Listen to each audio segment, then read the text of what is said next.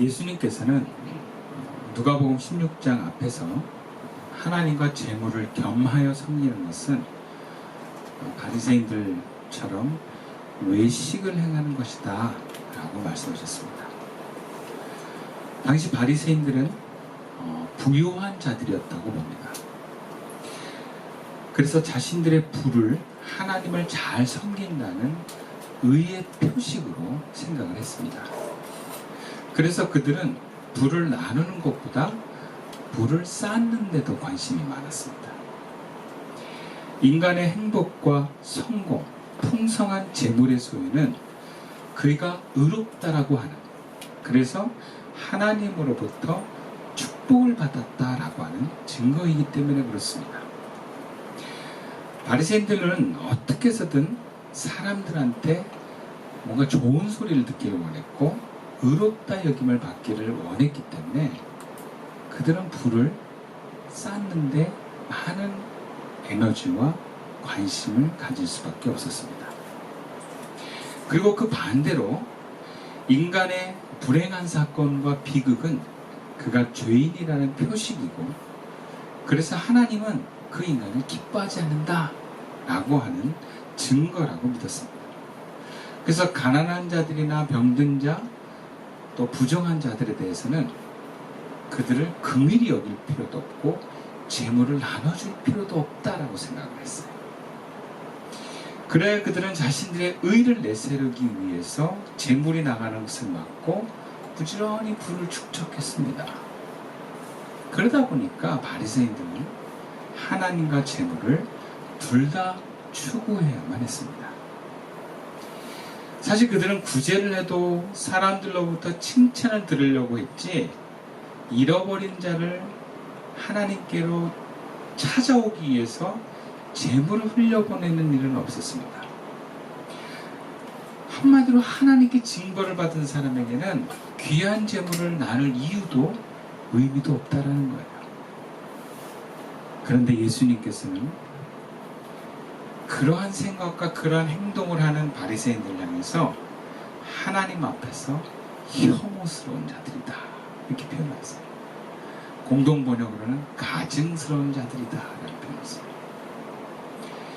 예수님의 메시지는 당시 바리새인들의 주장과는 다릅니다.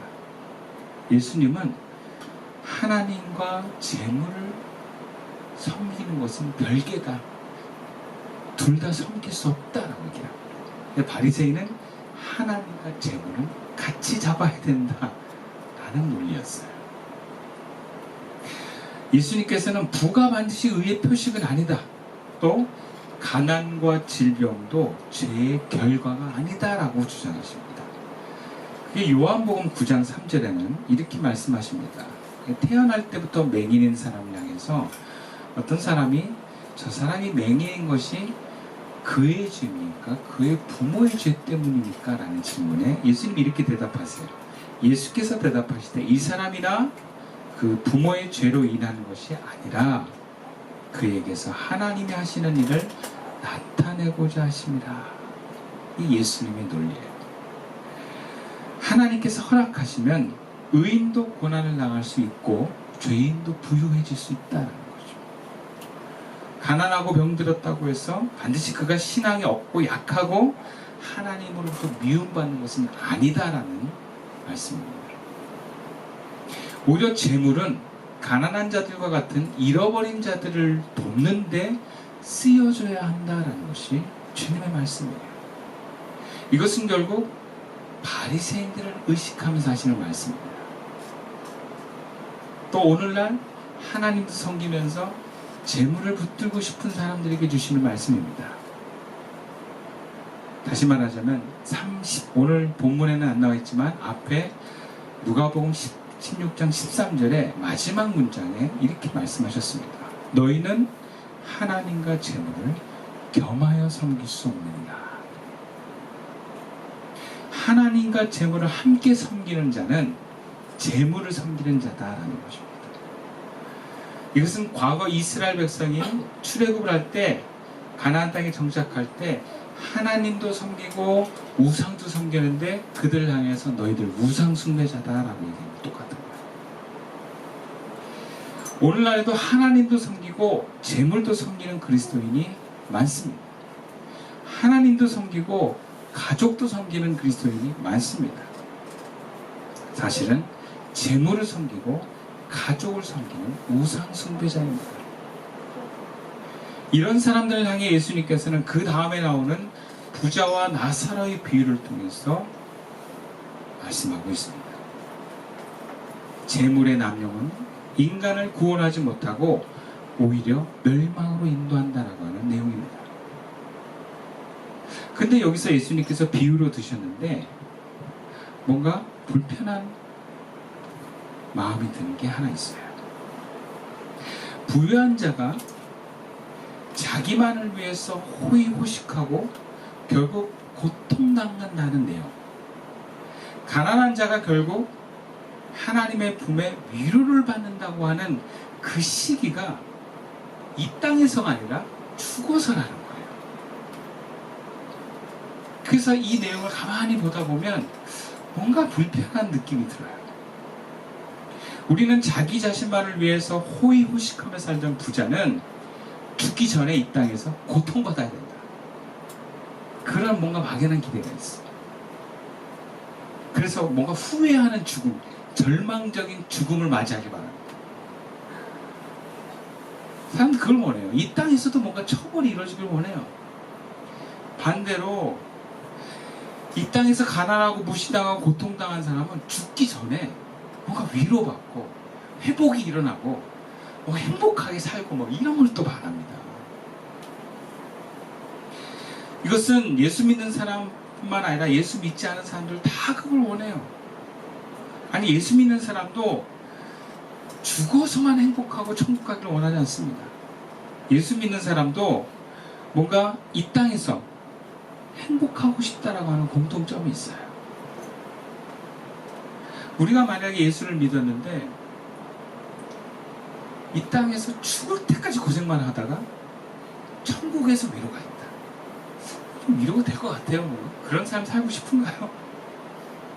아니 반대로 뭔가 이 땅에서 막 호의호식한 사람이 죽을 때까지 편안하게 죽어. 그리고 뭔가 이제 지옥 가고 막 이런 거.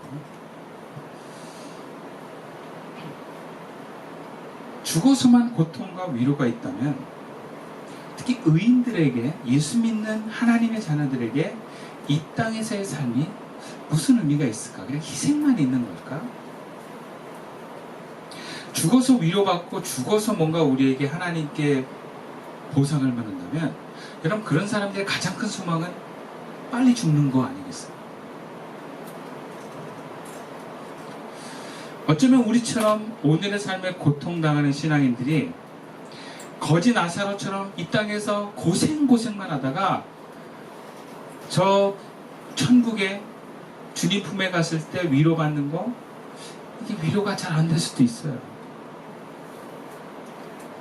솔직히 저와 여러분 모두가 죽어서뿐만 아니라 이 땅에서도 행복하고 싶습니다. 이 땅에서 행복을 따지면 여러분 물질적인 복과 인간관계의 복과 건강의 복을 제외하고 어떻게 행복하다고 말할 수 있겠습니까?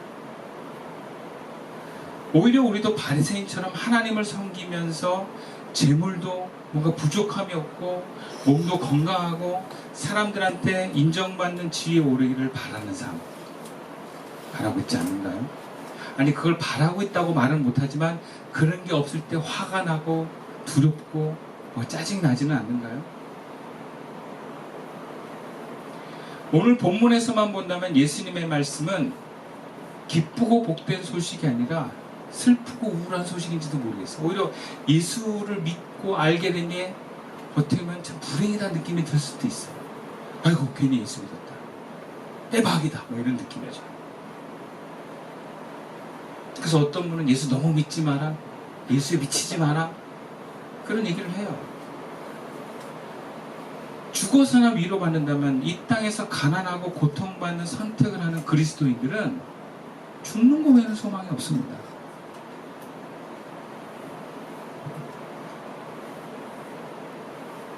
결국 우리의 바램과 어떤 방향이 이 땅에서 떡을 먹고 배부르고 몸이 건강하고 좀 가족끼리 알콩달콩 행복하게 사는 만족을 얻는 것이 목적이 있다면, 여러분 오늘 본문의 예수님의 말씀은 너무 부담스러운 얘기예요. 나와 상관없는 얘기이기를 원합니다. 몇몇 아주 그냥 예수에 그냥 푹 빠진 선교사님이나 목사님들이 얘기지, 이건 나에게 해당되는 얘기가 아니기를 원합니다. 십자가를 지고 죽음의 길을 걸어가겠다는 고백도 사실 나 말고 다른 사람이 갈 겁니다. 그런 우리들은 결과적으로 사실 예수님의 이 말씀을 불편하게 느낄 수밖에 없습니다. 어쩌면 우리도 예수님이 십자가의 길을 걸어가신다고 할 때에 더 이상의 기적도 없고 떡도 없다고 했을 때에 예수님을 떠나버리는 무리인지도 몰라요. 자기를 위함이 우선이고 내가 이 땅에서 행복하고 뭔가 평화와 만족과 존재감을 누리고 싶은 사람은 결코 오늘의 말씀에 기쁨을 얻을 수가 없습니다. 복음이 될 수가 없는 거예요.